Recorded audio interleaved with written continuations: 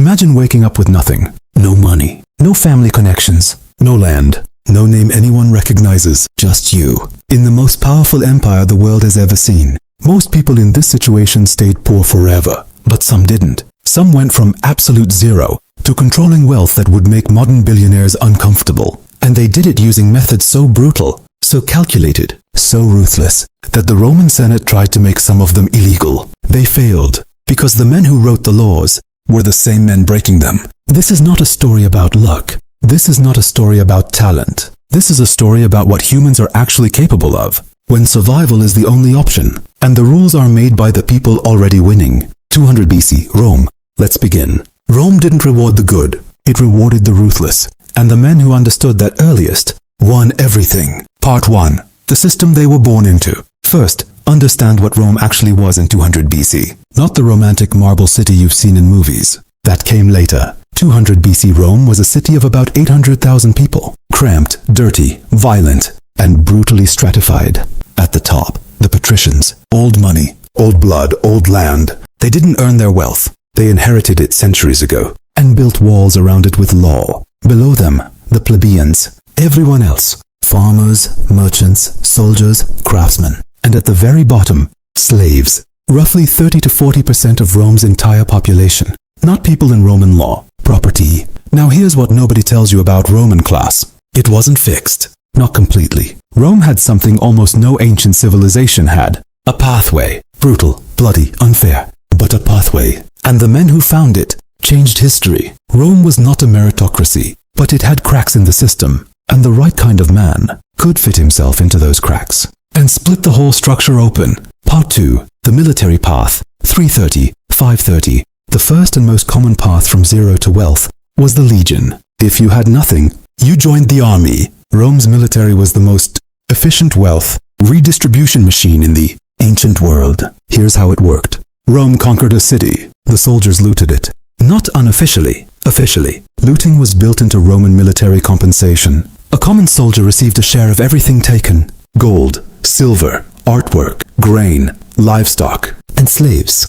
Every conquered person who wasn't killed became property. Property that could be sold. Property that generated income. A successful military campaign could make a common soldier, a man with nothing, wealthy enough to buy land. Land in Rome was everything. Land meant status. Land meant votes. Land meant power. But the real money wasn't in being a soldier. It was in being an officer. Generals received a disproportionate share of conquest wealth. Julius Caesar, who started his career in serious debt, conquered Gaul and returned to Rome with enough gold to personally pay off every debt he owed and still fund a civil war. He didn't inherit that. He took it from other people. At sword point. The Roman military wasn't just a fighting force. It was a business. And the product it sold was other people's civilizations. Part 3. The slave economy secret. Now here's the dark engine behind everything. The thing Roman wealth creation absolutely depended on, and modern history books treat as a footnote. Slaves. In 200 BC Rome, a healthy young male slave cost roughly 500 denarii. That same slave, trained as a skilled craftsman, could generate 500 to 2,000 denarii per year for his owner. Net. After costs. This was the Roman version of passive income, and the richest Romans understood this completely. Marcus Licinius Crassus, the wealthiest man in Roman history, built his entire fortune on two things: slaves and fire. Here's the conspiracy that Roman historians recorded but modern schools skip. Crassus owned Rome's only private fire brigade. When a building caught fire, and fires were constant in Rome's packed wooden city, Crassus's men would arrive immediately, but they wouldn't fight the fire. Not yet. First, Crassus himself would approach the panicking owner and offer to buy the burning building at a fraction of its value. If the owner agreed, the fire brigade put out the fire. If the owner refused, they watched it burn. Then Crassus bought the land for almost nothing, rebuilt it with slave labor, and rented it out for profit. He did this hundreds of times. It was completely legal. He wrote some of the laws himself. Crassus didn't find a loophole. He built the system with the loophole already inside it. That is what real power looks like, not breaking the rules. Writing them. Part 4. The Trade Route Conspiracy. But not everyone could be a general or a Crassus. The third path was trade. And this is where the conspiracy gets interesting. In 200 BC Rome, senators were legally banned from engaging in trade. The Lex Claudia, passed in 218 BC, prohibited senators from owning large trading ships. On paper, this looked like an ethics law. Keep the ruling class from corrupting commerce. In reality, it was the opposite. Senators simply used proxies, freedmen, former slaves they had personally freed. These freedmen would conduct trade, officially in their own name, but with senator capital behind them. Profits flowed back through complex financial arrangements. The senator remained officially clean. The freedmen got a percentage. Everyone won. Except the competing merchants, who had no senator backing them, who had no political protection, who had no army contract when they needed it. The free market in Rome was never actually free. It was a performance of competition, with predetermined winners. Sound familiar? The rules in Rome weren't designed to create fairness. They were designed to create the appearance of fairness, while the people writing the rules quietly won every single time. Part 5. The freedman phenomenon. Now here's the most remarkable story in all of Roman economic history, and almost nobody knows it. Freedmen. Former slaves. Men who started with literally nothing, because they were legally classified as nothing, who became some of the wealthiest people in Rome. How? Because Roman slavery had something almost no other slave system in history had: a formal exit, manumission. A master could free a slave, officially, legally, and when freed, the former slave became a Roman citizen. Not a full citizen. There were restrictions, but a citizen nonetheless, with the right to own property, run a business, enter contracts. And here's the key. Many slaves in Rome were highly educated, Greek slaves especially. Rome conquered Greece in 146 BC and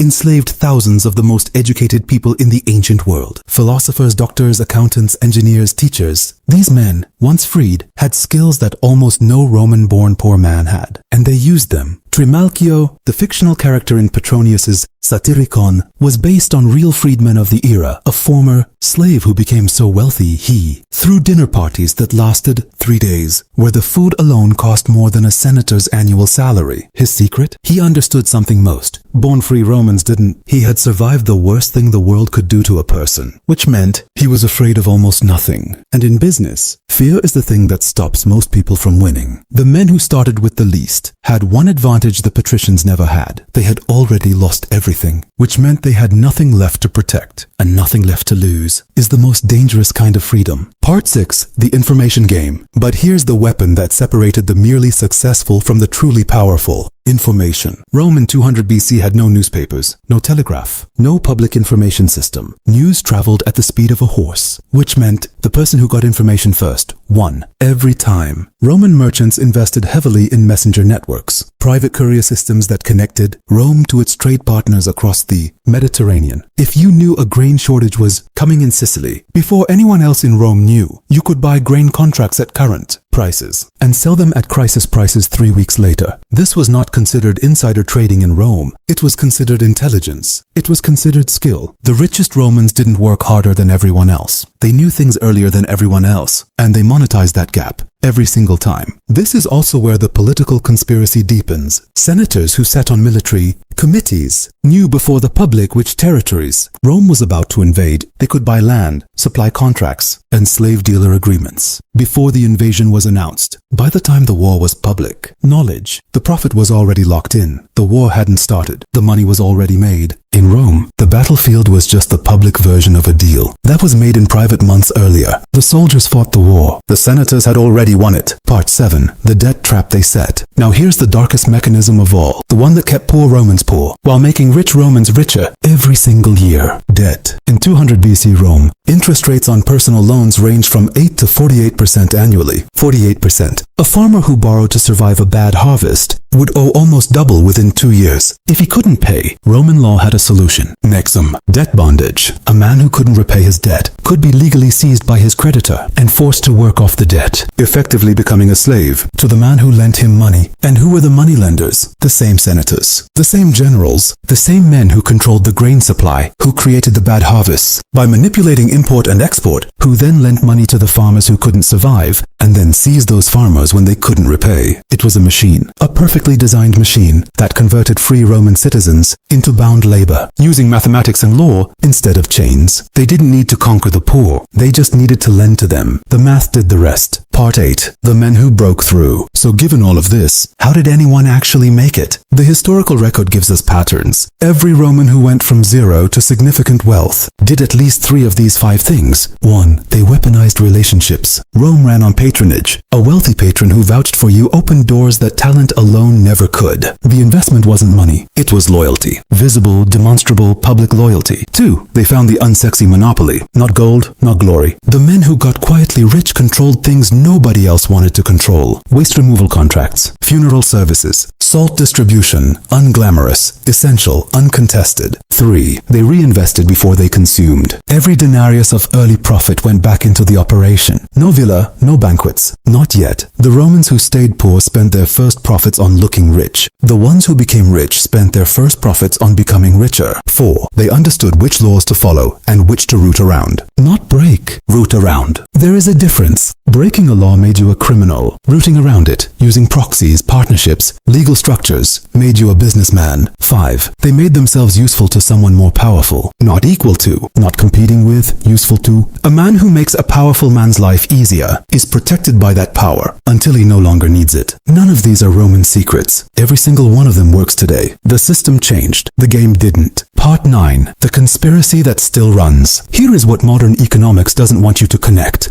The Roman system, patrician class controlling law, land, military contracts, information and debt, while creating the appearance of an open competitive market, didn't end with Rome. It evolved. The specific tools changed. Nexum became predatory lending. Slave labor became outsourced manufacturing in countries with no labor laws. Private messenger networks became algorithmic information advantages. Senatorial proxy trading became, well, it became what it became. The structure is identical. The vocabulary is different. In every era of human history, the people at the top of the wealth pyramid have used 3 things: information asymmetry, legal architecture they designed themselves, and debt as a control mechanism for everyone below them. Rome didn't invent this. Rome just documented it well enough that we can see it clearly 2,000 years later and recognize it if we're willing to look. The Romans called it politics. We call it economics. The mechanism is the same. The winners are always the ones who understood the system was never designed for them to lose. Part 10. The ending. So what does 200 BC Rome actually teach us? Not that the system is fair. It never was. Not that hard work guarantees anything. It doesn't. What it teaches is this. Every era has a game. The game has rules. Some rules are written. Some are not. The people who win learn both sets. The Roman freedman who went from slave to millionaire didn't win because the system helped him. He won because he understood the system